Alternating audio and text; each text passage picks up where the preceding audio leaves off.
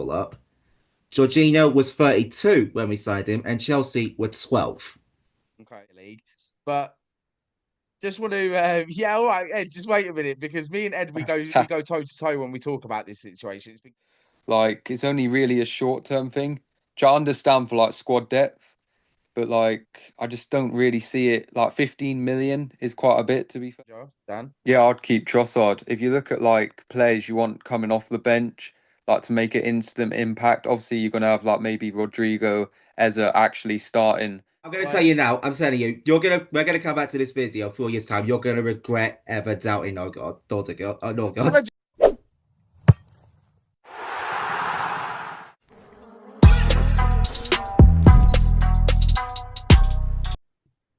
Good morning, good afternoon, and good evening. Welcome back to One Way Football. And today I'm joined here with a special guest, a new pundit on the show, and his name is Dan. He's a massive Arsenal fan and an up and coming journalist, I would say, because you do say you studying journalism, or Yeah, I'm just currently finished first year sports journalism, so basically it's the go to get into full-time football journalism in the end. nice. That's good, man. It's good. Do you know what? It's good to have. I would like to say that me and Ed are very knowledgeable when it comes to football and stuff like that. But to Me someone more. that's yeah, to someone to a bit more. All right then, mate. All right. But to have someone that's actually studying like journalism is actually it's quite good to have on the show. So Thank you welcome, very Dan. much. It's good to have you on here. Now I want to jump straight into it because obviously we've had confirmed signings like Zuma Mendy, midfielder from Sociedad, signed for 51 million. Do you think that was a good price? Obviously, with add-ons as well. Was that a good price, Dan? I think it's definitely one we needed to do. Obviously, with Thomas Partey leaving, Jorginho leaving as well, it left gaps in that midfield area. So getting Zubimendi done this early in the transfer window, I think it is good business from Arsenal. It's just whether, for me, whether he can adapt to the Premier League, because obviously we've seen players come from the Liga Serie A before and Yeah, struggle to adapt to the Premier League. yeah. It's that's the only thing that we always struggle with, bringing in players that haven't been established. And I know Ed's going to get onto me for this one in a minute. That haven't been established in the Premier League, but just want to, yeah, all right, Ed. Just wait a minute because me and Ed we go toe to toe when we talk about this situation. It's been going on for like That's a a couple turn. of No, it's weeks head now. to head. Now the Norgard situation. I've seen some of your videos on TikTok, Dan, about Norgard and your feelings about him. What is Yeah. and I'm on that kind of, when we signed players. I mean, Norgard wasn't that player for me that shouts out title contending in that midfield, and he's got big boots to fill because when Jorginho and Thomas Partey at the time were established players and some of the best players in the Premier League for that midfield role. And what's your thoughts on Norgard then? Obviously, it's not like a signing that gets you out of your seat, like you mentioned. Like when you want players to come to Arsenal, you want these type of players from the likes of, I don't know, Barcelona, Real Madrid, all these big teams throughout Europe and everything, because you look for these names that are going to come to the football club and actually make a difference. When we're looking at obviously Norgard, maybe players from other mid-table Premier League clubs, it's not as much like enjoyment you get from the signing. Obviously, I think Norgard is a very good player for Brentford. Like his job he's done at Brentford, I think he's the captain currently of the team. So for me, I think he's a very, very good player for what he's done for Brentford. But I just think whether coming to Arsenal at obviously like 31 years of age, it's a big ask from Norgard, if we're being honest. Yeah, look, Ed, do you see where I'm coming from now? The fact that the age is also a massive factor in this because we haven't actually just gone forwards with a player because we're so used to bringing younger players in so then they can grow and have growth within the team. It's the fact that we're looking at it and he's 31. Thomas Part, how old was Thomas Part? No, yeah, Thomas Partey, Must have been like early 30s, wasn't he? 30s. Yeah, No, he Obviously, was 30s. about George 26. Okay, Party so 26. Right. was he 26? I don't know. Let's see. We signed him in 2020. He was born in. Hang on. He might have been like 29, Thomas 28. Yeah, I Partey. think he was nearly pushing, and He was born in he's 93. 32.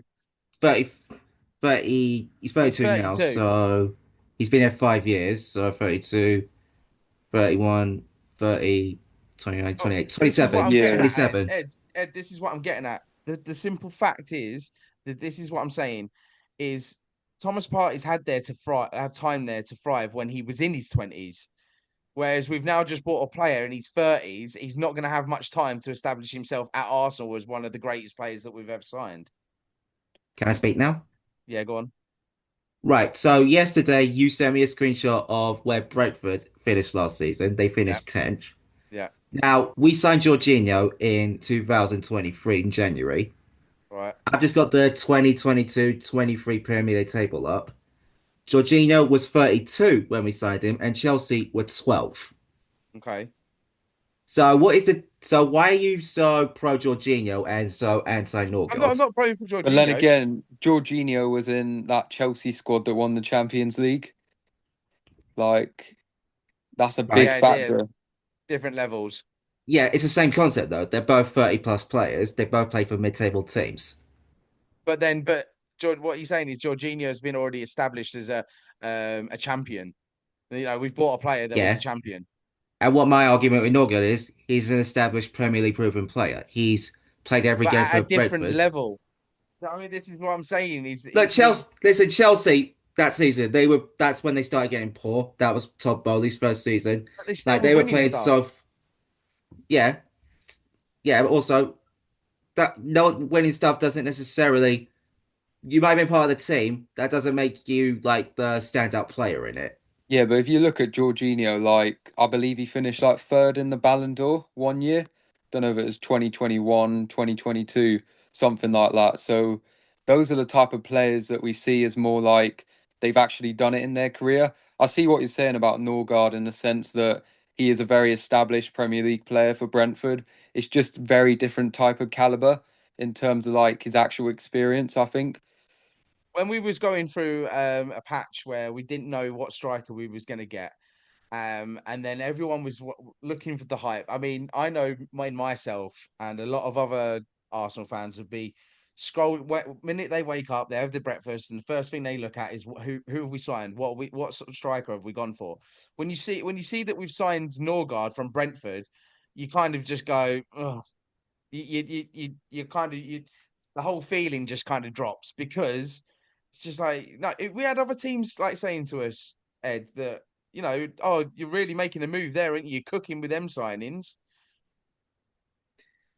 I really don't think you understand the whole concept of it. He's not going to be a starting player. Basically, let me put it this way: Zubimendi, who's just come in, he's the Partey replacement. Norgard is the Jorginho replacement. So because two have left, so we replaced two. Now, I make will I say Norgard is probably the best option out there? No. However, he's an experienced player. He's Premier League proven. He's clearly got leadership qualities if he's captain in Brentford. Like as a team player, like you've got a good player there. That's for squad depth. Like a few seasons ago, West Ham had Manuel Lanzini, and I talked to my West Ham friends, and they asked me if there's anyone I would sign from their team. I said, well, Lanzini wouldn't start, but I'd have him for squad depth because I think he's a very good player. It's the same situation here with Norgard. So we've got that. Now we got Norgard in. We got the squad depth. So I'm not against Norgard, unlike a certain someone or who's leading the call. I'm just thinking like we when you play a player, you give him a chance. I said to you last night when Aaron Ramsdale came in, I was willing to give him the benefit of the doubt. I Aaron wasn't. Ramsdale I'll went. tell you what now though, when Ramsdale got signed, I was like, what the hell are we doing? I think that was my That's pretty much journey what you're with the doing 100%. fan now with base. Norgard. That's pretty Sorry? much what you're doing now with Norgard. Yeah, because it's just it felt like at the time when we signed him, that we're taking a step back. It's like what Dan said. He's in his 30s. It's not like he's got time to go like establish himself as one of the greatest that we've ever signed. The thing is, So Jorginho's okay. So can I just say Jorginho's a minute okay though. about Norgard? I was on live the other day. Basically, I had him as the background, with him in an Arsenal shirt, and pretty much half the people that joined in didn't even have a clue who he was. They supported Arsenal and they didn't even know who Norgard was. Now, if you compare that to Jorginho and put him in an Arsenal shirt when he first joined, like that is a big difference in my opinion. I get what you're Yeah. saying. However, you ask anyone outside the Big Six, like they're not. I watch the football religiously. It doesn't have to just be Arsenal. Like I've watched Brentford play Tottenham, hoping Tottenham lose. I've watched Brentford play Man United, hoping Man United would lose. I've been watching Nørgaard play. He's a good player. And I would just say the good thing about the signing of Norgard is that we got him less than what Tottenham were going for him because Tottenham did go. I don't know how much they were willing to spend. Was it like 27 or something on him? I thought it was like 40 million, Oh, wasn't it, at some yeah, it could point? have been. We I got him. could I have been. mean, we're going for what, 8 million? We got him at the end. It was 15 million with add-ons and No, everything. if it's 11 million euros, it would be 8 million GBP. Not been confirmed yet, to be fair. Anyway, listen, what I think you really should like him more that he chose us over Tottenham, even though Tottenham have just Yeah, won their that's a Europa great League. thing, and you know what, and I hope all players are like that that want to come to Arsenal Yeah, rather than Saliba did Tottenham. it. Tomiyasu did it. Yeah, I love it when a player who's meant to be going to Tottenham ends up coming to us. Like yeah, no, yeah, that. If you do that, you're in my eyes forever. it's Especially if you class. score against them. But what you said, what we're saying is the setback with the age thing is a setback, and what you're saying with Jorginho, but like Dan said, he's established So himself Jorginho's as a pretty much the champion. same age. He's won stuff. Yeah, but he's the same age as well. Like you're talking about the age thing. We're not talking about winning stuff. You're concerned with the age. I'm saying we signed Jorginho at 32. We got a player like 1 year younger than him, and yet you're still moaning about it. Not you, Dan. Him. He's the moaner. Yeah, but No, you Me, no, see I'm the how more. I'm the Jorginho more. worked out as well in the end. Like, it's only really a short-term thing, which I understand for like squad depth, but like, I just don't really see it. Like, 15 million is quite a bit, to be fair. Well, You I know mean, you what we should compared have the other done? We should have done prices. what we did with Raya. Now you brought this up. You said, "Oh well, we bought Raya from Brentford," but We people, did. yeah, people forget though that we had him on loan before we bought him. So what we should have done with this situation was maybe got him on loan with a deal to buy him, because then you can kind of judge if he fits in or not. To buy I'd a agree player there from on that. Brentford that isn't at our level is a kind of a risky take, and especially at 31. Okay, well, let me ask you then. Name me three other players you would have preferred over Norgard in that position. Well, yeah, no, I can't just name them.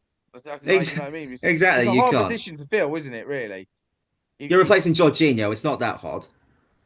well, no, yeah, because well, yeah, because he got benched most of the time. Yeah, that's the whole point.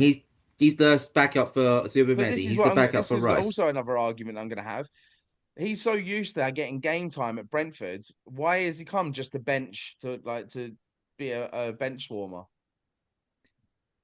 Listen, as you keep, there's also the other thing. Like maybe he's thinking, all right, well, I am getting a bit older. I could do with a rest. I know Brentford are going to want to start me because I'm their captain.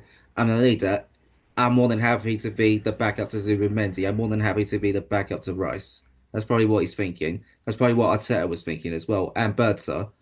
He's So probably thinking about trophies, to be fair. yeah, Yeah. look, my thing is like, I mean, at the moment, look, looking at when our history for the past couple of years, he's probably thinking, "Oh, second place isn't really a trophy, though, is it?" I mean, if you look at Thomas Partey, I think he joined in like 2020, five yeah, that's years, what I no say. trophy.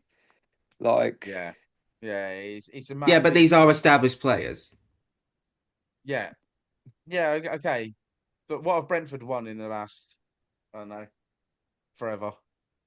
Well, they got promoted. They won the championship, or Yeah. was it so the did playoffs? obviously the likes of So now Sunderland. what you're saying is that we should go in for players from Leeds and Burnley that have just come up.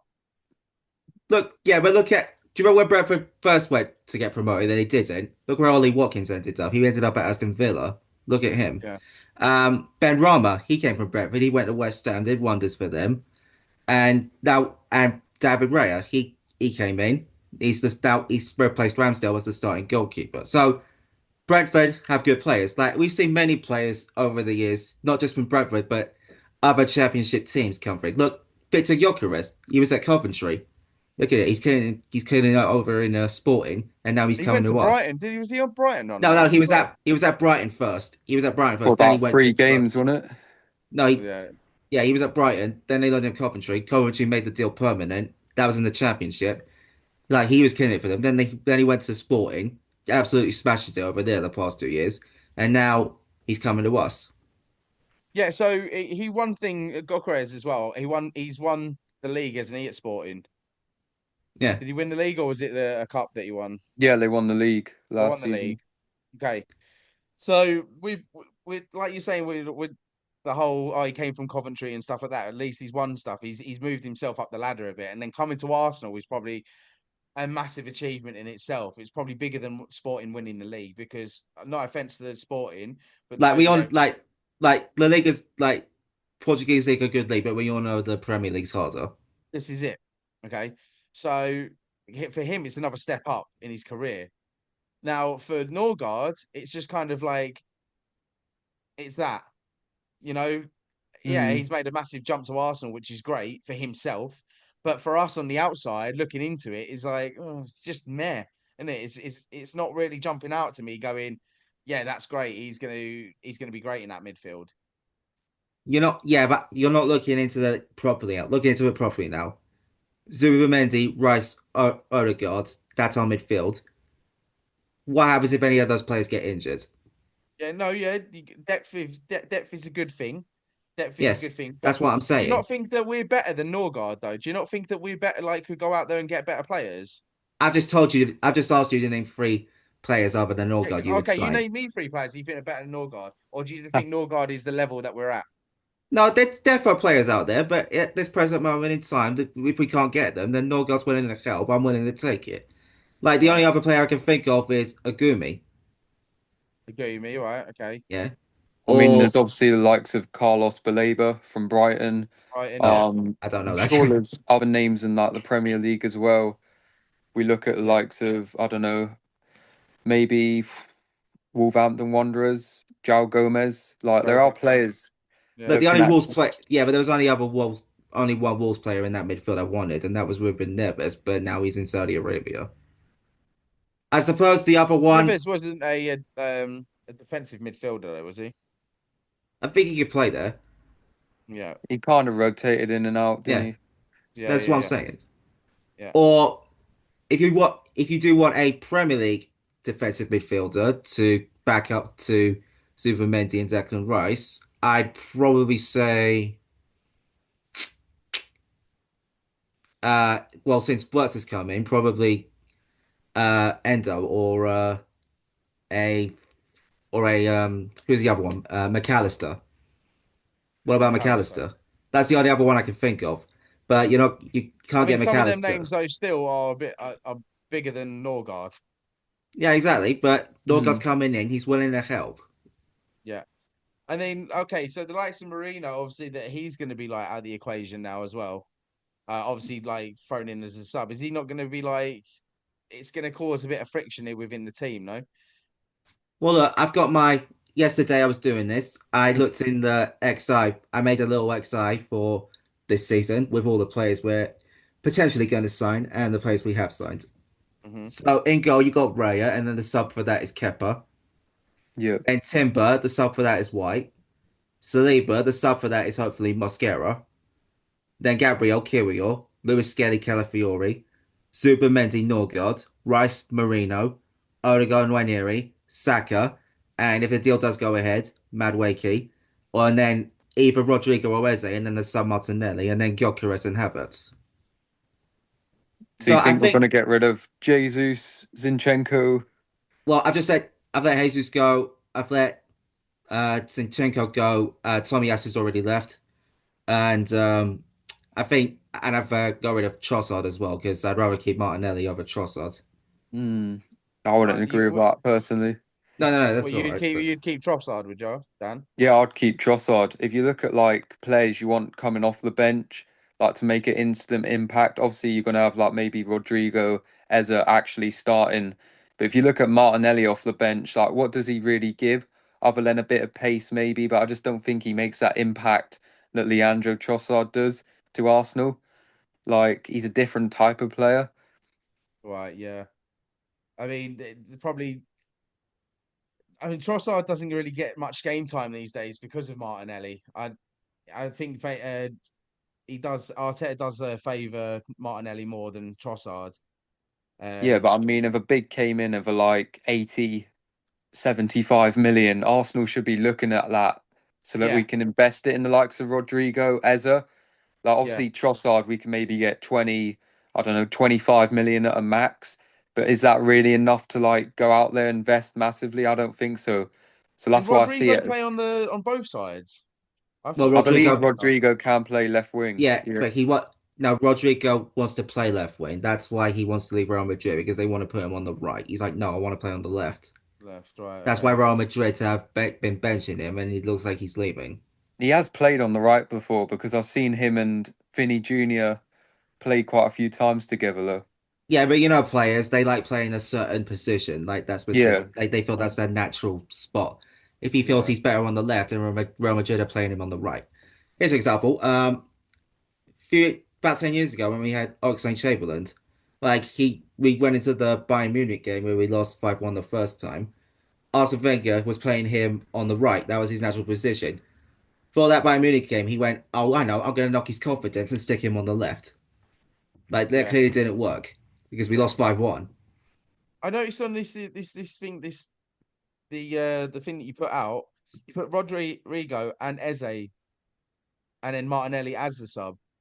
So you put in them, No, Rodrigo or Eze. but Yeah, then I don't think we're getting that's both. left. We're gonna end up losing someone, aren't we? Yeah, Because and if it was up to me, I'd rather lose Trossard. yeah, but that's what I'm saying. But then you still got three players in that position, so you can only sub one player off, can't you, for another? No, no, I think you've misread it. It's either Rodrigo or Eze, not both of them. What Because about if we get both of them? well, then I think you'd have to stick Martinelli on the right or something, stick him on the bench.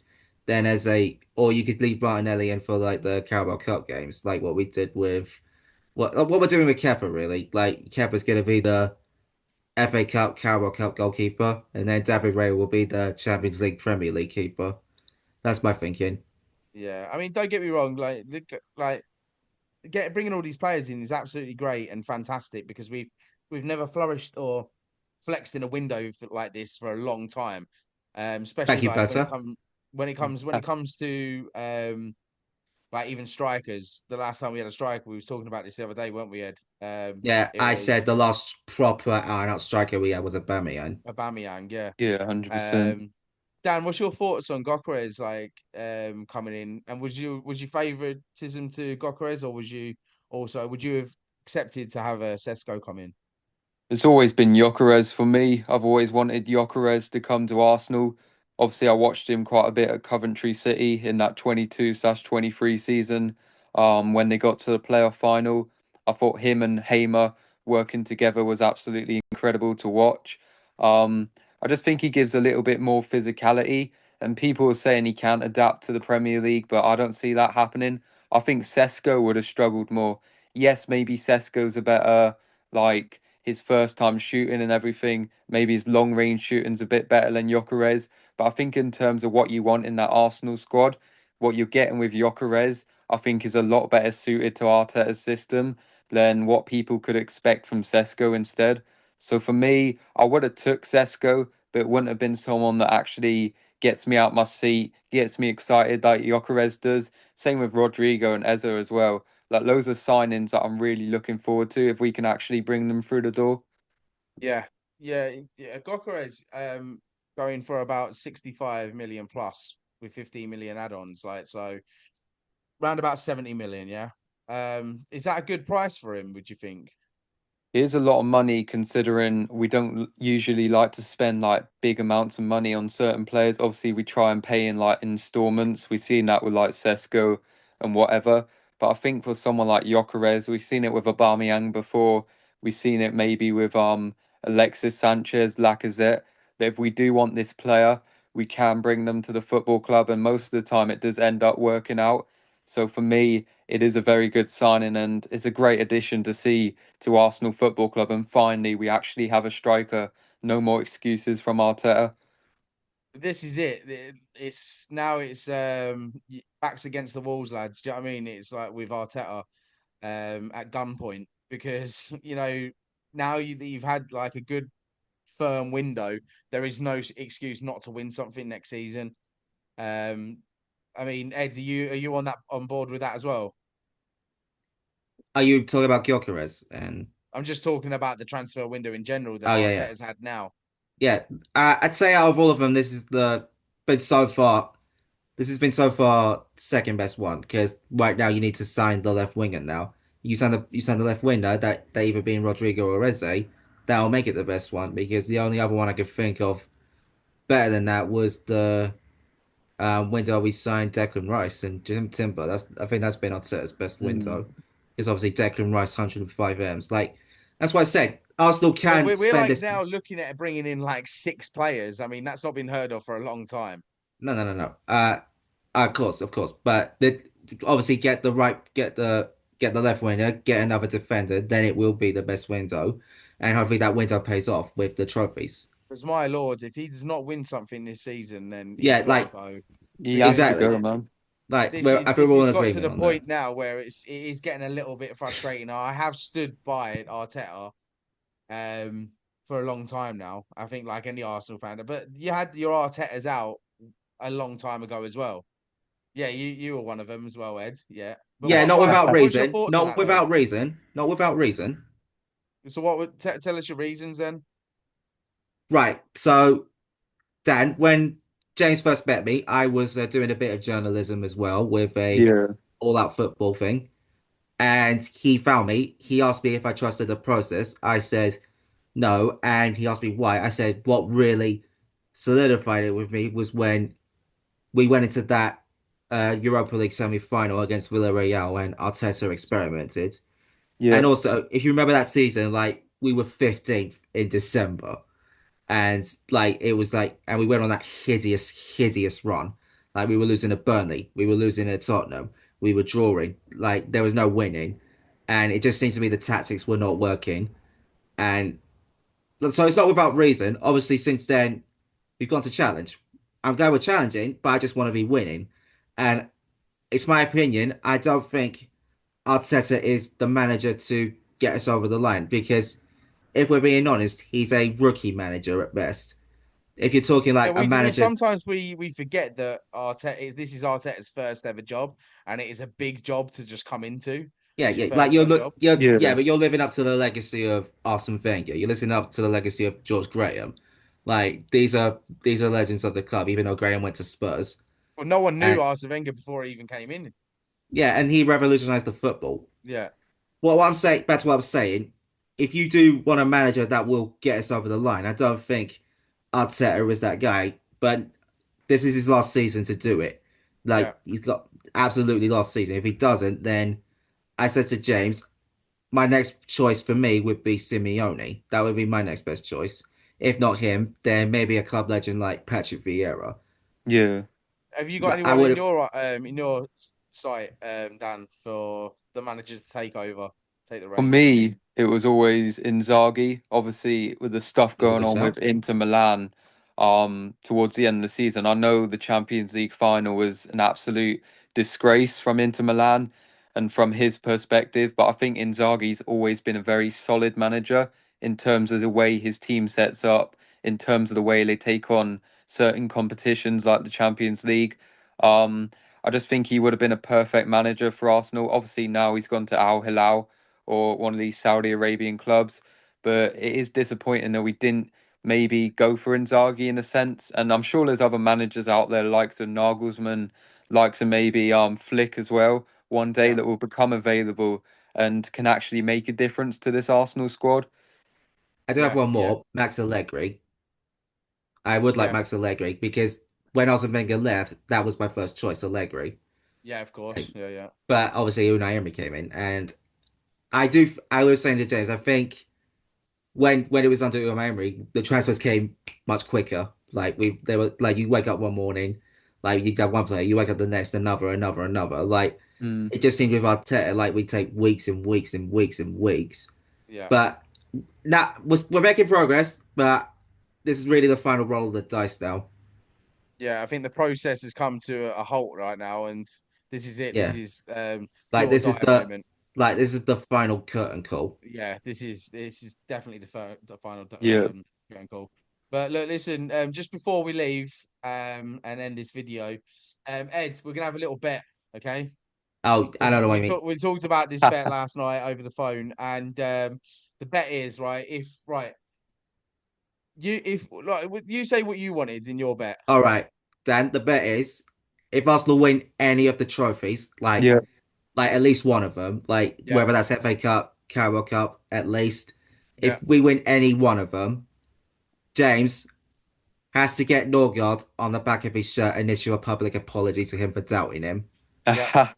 Yeah, no, hands up. I will do that, 100%.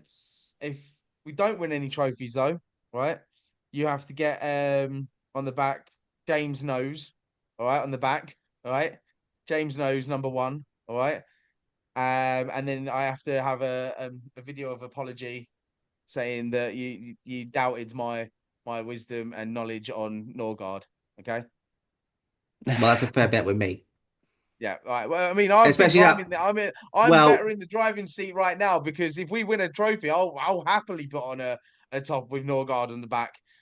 You've got yeah, to but live it's with, just like you've got it's to just walk like I around know with how that much next to I you. know. It's just I know how much you hate Norgard. So Hate is such a strong word. you I do. just Just hold up to it. Just hold no, up to I it. don't hate him. It's Yeah, just a you do. simple You're fact. not giving him a. You're not giving him a I can't chance. get He's going excited to end over up it. scoring the winner in the Champions League final next. Oh, Imagine, could you that would be imagine? brilliant. That would be brilliant. I'm gonna haunt you with that for the rest of your life if that happens. Well, no, but did you not just say if he screws up the Champions League? No, scores, Yeah, scores. but he scores in the Oh, final. he scores in the final. Yeah, well, that's it. Do you know what? I'd go round to his house and I'd give him my bank account details, but he can No, do what he wants. give him a Lamborghini. Give him a bed All of right, mate. I'm not roses. made of money. I Jesus don't think he'll Christ. need that with the Arsenal wages anyway. Well, Aubameyang has a Lamborghini, so Listen, lads, it's lovely to have you on as always. Dan, I hope we can get you back on the show. Yeah, yeah, man, it's been a nice meeting pleasure. you. Time. Don't forget to like and subscribe on One Way Football, and we shall see you again very, very shortly. Ed, thank you very much. You'll Yeah, be eating your always, words soon. always. And Dan, No, you'll be in thanks your for West. Now coming the on, strikers mate. come in. Always good to have a bit more knowledge Thank you with very much, Arsenal. man. I'm gonna All tell right. you now. I'm telling you, we're gonna come back to this video 4 years time. You're gonna regret ever doubting oh God, daughter God, oh no Can God. I just say as well, just one quick thing. I want to just have a quick laugh at Man United, who thought they were going to get Gyökeres, and then they're the ones eating their words now because they were sitting in the corner smiling about that. So yeah, They could go get Sesko now. yeah, they're probably going to get go. But yeah, thank you very much, lads, and I'll see you very shortly. All right, Yeah, cheers. Nice meeting you, take Dan. care. Cheers, man.